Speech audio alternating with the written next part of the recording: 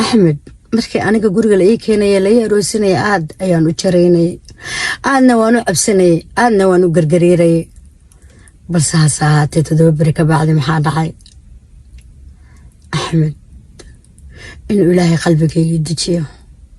si wanaagsan aan ugu soo dhawaado si daacadna aan u jeclaado sidoo Allah ifreen aan gabar raaliya u noqdo Axmed haddii aan idinkaga sheekeeyo wuxuu ahaa mid aad i jecel mid aad naxariis ii siiya mid qosol badan mid raali kelin badan mid deeqsi ah mid dabeecad wanaagsan mid qosol badan oo ila ciyaaro ahaa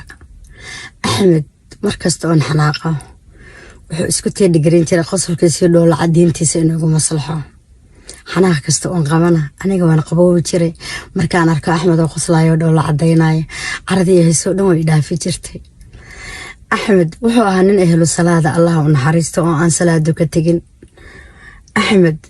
nin ehlu kitaab oo kitaabka in badan aqriyana oo ahaa Allah u naxariisto naxariistii janna Allah ka waraabay Axmed ilaa hadda oo uu duugayahay wuxuu duugayahay 10 sano 2013 buu dhintay Axmed Ilaahay ha u naxariisto naxariistii janna Allah ka waraabay ma jeclayn inaan storygan ka sheekeeyo waayo anigoon ogeyn ayay Ilaahay indhahaygana ilaa ka imaanaysa caloosheena gudoomaysa ma iloobi kartid qofka naxariis badan ku siiyay ma iloobi kartid qofka qiimo badan ku siiyay ma iloobi kartid qofka dhibka iyo baahida ka ilaaliyay ma iloobi doontid qofka dareenkiisa dhan adiga ku siiyay ma iloobi doontid adduunyada waxa yaalo dhan qofkaad ugu qaalisaneed qofka deemintiisa ahayd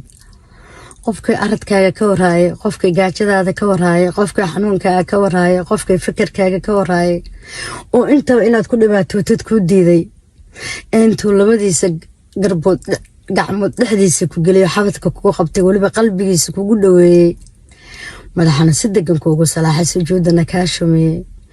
wax walbana abaayo way dhamaanayaan wax murugo ma jiraan hab iigu noolo wiire Axmed marka cunto